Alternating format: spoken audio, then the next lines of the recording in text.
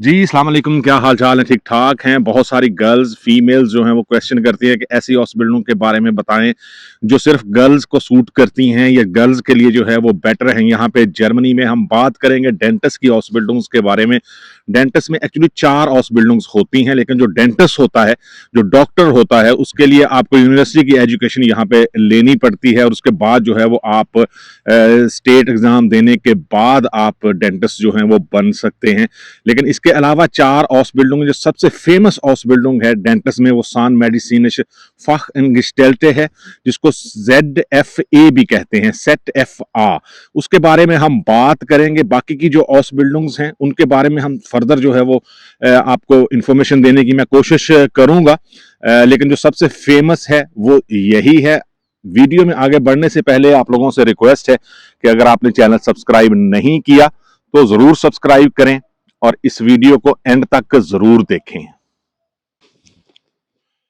सबसे पहले मैं आपको बताऊंगा कि ZFA होता क्या है, सान मेडिसिनिश फख एंगस्टेल्ट होता क्या है। ये डेंटिस्ट के साथ जो है वो काम करता है, जो रोजमर्रा के उसके डेंटिस्ट के काम होते हैं उसमें उसका हाथ जो है वो बटाता है। एक्चुअली आप इसको समझ लें कि जो डेंटिस्ट होता है उसका राइट हैंड जो है वो होता है ये ZFA। ZFA की एक्चुअली ड्यूटीज क्या होती हैं? ये डेंटिस्ट के साइड चेयर जो है वो असिस्ट करता है मरीजों को रेडी करना, डेंटल इंस्ट्रूमेंट को साफ करना, एक्सरे में हेल्प करना, और इसके अलावा अपॉइंटमेंट या पेशेंट रिकॉर्ड या बिलिंग या रिसेप्शन वर्क जो है वो ये इसमें इसकी ड्यूटी होती है। एक्चुअली मैंने जैसा आपको बताया कि ये राइट हैंड होता है एक्चुअली डेंटिस्ट का, और जो भी डेंटिस्ट ने काम करने होते हैं उसको पहले से रेडी करके फिर डॉक्टर के पास जो है वो लेके जाते हैं। जैसे पेशेंट हो गया, उसकी अपॉइंटमेंट कैसे बनानी है, उसको बिलिंग कैसे करनी है, उसकी जो है वो एक्सरे अगर होगा तो वो कैसे होगा, और इसके अलावा जो पेशेंट है उससे बात करना, उसको रेडी करना, और रेडी करने के बाद जो है वो डेंटिस्ट को इन्फॉर्म करना कि अब आप आ सकते हैं।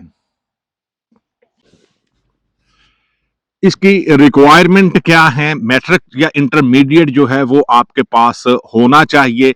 बेस्ट ये होता है कि आप अपनी डिग्री को रिकग्नाइज करवा लें। यहाँ पे थोड़ा टाइम लगता है, थोड़े पैसे लगते हैं, लेकिन किसी भी हॉस्पिटल को लेने के लिए अगर आप सेल्फ पे ले रहे हैं तो आपके लिए बहुत ज्यादा हेल्पफुल हो सकता है। इसके अलावा लैंग्वेज लेवल, आपके पास language level B1 actually required है, लेकिन अगर B2 होगा तो आपके लिए बेटर होगा। आप यहाँ पे आके अच्छे से जो है वो चीजों को समझ सकते हैं, आप हॉस्पिटल कंटिन्यू कर सकते हैं, ये बहुत जरूरी है। इसके अलावा फिटनेस सर्टिफिकेट जो है वो चाहिए होगा कि आप, क्योंकि मेडिकल फील्ड है तो आपको मेडिकल फिटनेस सर्टिफिकेट जो है वो जरूर चाहिए होगा कि आप इस फील्ड के लिए फिट हैं या नहीं है। सबसे इसके अलावा जो दूसरी चीज है वो आपको चाहिए पुलिस क्लियरेंस सर्टिफिकेट और इंटरेस्ट। आपका इस फील्ड में इंटरेस्ट होना जो है वो बहुत जरूरी है। अगर आपका इंटरेस्ट नहीं है तो आप चीजों को जो है वो वैसे हैंडल नहीं कर सकेंगे। ये बहुत सेंसिटिव एक्चुअली फील्ड होती है और यहाँ पे बहुत ज्यादा जो है वो रिक्वायरमेंट है। सेट FA जो है या ZFA बहुत डिमांडिंग हाउस बिल्डिंग है। यहाँ पे मैं एक्चुअली जो है वो लिंक्स वीडियो की डिस्क्रिप्शन में दे दूंगा कि कहाँ पे जो है वो आप लोगों ने अप्लाई करना है और कौन सी सिटी या कौन सा जो इंस्टीट्यूट है आप लोगों के लिए बेटर हो सकता है। लेकिन सबसे ज्यादा जरूरी है आपका खुद का इंटरेस्ट। अगर आपका खुद का इंटरेस्ट होगा तो आप बेटर जो है वो रिएक्ट कर सकते हैं, अपनी परफॉर्मेंस जो है वो दे सकते हैं। ये बहुत जरूरी है। बात करते हैं हम हॉस्पिटलों की सैलरीज पर। सैलरीज जो हैं वो अमूमन सेम होती हैं और हर साल जैसे जो डेली वेजेस बढ़ती हैं तो जो हॉस्पिटलों करने वाला है उसके पैसे भी जो हैं वो ज्यादा होते हैं। और जैसे कि आपको पता है कि 2026 में जो टैक्स लिमिट है वो ज्यादा हुई है, तो आपको कम जो है वो टैक्स पे करना होगा और ज्यादा पैसे जो हैं वो आपको बचेंगे या आपके अकाउंट में जो है वो नेट सैलरी ज्यादा आएगी। आप इसको इस तरह भी कह सकते हैं। लेकिन अमूमन जो है जो डेंटिस्ट की हॉस्पिटलों कर रहे हैं फाकिंग अनगस्टेल्टे की, वो 1100 से लेके 1150 यूरो तक जो है वो मंथली फर्स्ट ईयर में कमाते हैं और दूसरे साल में जो है वो ज्यादा हो के 1400 यूरो जो है वो हो जाते हैं, और तीसरा साल जो लास्ट ईयर होता है उसमें 1500 यूरो से लेके 1600 यूरो तक जो है वो हो सकता है। 3 साल की ये ऑसबिल्डिंग है। 3 साल में आपको इस तरह जो है वो सैलरी मिलती है। इसके बाद आप मिडिल एग्जाम या स्विशन प्रूफिंग देने के बाद और उसके बाद जो अब्सलूट प्रूफिंग है उसको देने के बाद, ये ऑसबिल्डिंग पास करने के बाद आपकी सैलरी जो है वो 2800 यूरो से जो है वो स्टार्ट होती है। अमूमन जो है वो कंपनीज जो बंदा ऑसबिल्डिंग कर रहा हो वहीं पे उसको जॉब ऑफर लेटर देते हैं। स्विशन प्रूफिंग और अब्सोल्यूट प्रूफिंग के बारे में मैं आपको बताऊं कि स्विशन प्रूफिंग जो है वो उसकी इतनी ज्यादा हेडेक नहीं होती, लेकिन आपको उसमें पार्टिसिपेट करना बहुत जरूरी होता है, क्योंकि उसके बिना अगर आपने पार्टिसिपेट नहीं किया, ये मैटर नहीं करता कि आप स्विशन प्रूफिंग में पास हुए हैं नहीं हुए, लेकिन आप अब्सोल्यूट प्रूफिंग जो है वो स्विशन प्रूफिंग में पार्टिसिपेट करने के बिना जो है वो नहीं दे सकते। अब्सोल्यूट प्रूफिंग के लिए जो है वो आपका स्विशन प्रूफिंग में प्रेजेंट होना बहुत जरूरी है। ZFA बेसिक जो है वो ऑसबिल्डिंग है। इसको करने के बाद ही आप जो दूसरी दो ऑसबिल्डिंग हैं वहां पे वाइटर शूलिंग या वाइटर बिल्डिंग जो है वो कर सकते हैं।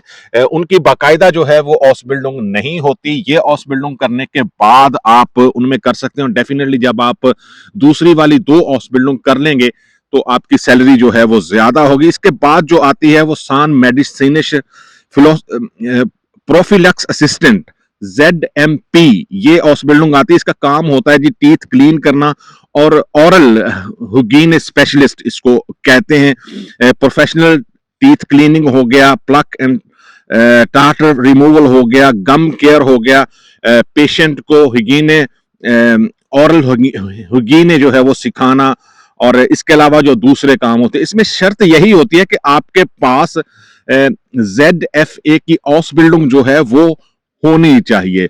अगर आपके पास होगी तो तभी आप ये वाइटर शूलिंग जो है वो कर सकते हैं, जिसका इसका दौरानिया जो है वो 6 मंथ से 1 साल तक होता है ये वाइटर शूलिंग का। और यकीनन इसके बाद जो है वो आपकी सैलरी जो है वो बढ़ जाती है और 3200 यूरो से जो है वो स्टार्ट होती है। बहुत ज्यादा डिमांडिंग ये भी ऑसबिल्डिंग है डेंटिस्ट में, और आप अगर ZFA की ऑसबिल्डिंग कर लेते हैं तो आपको ये जरूर जो है वो करनी चाहिए। इसके बाद जो आती है वो सान मेडिसिन फाख असिस्टेंट है।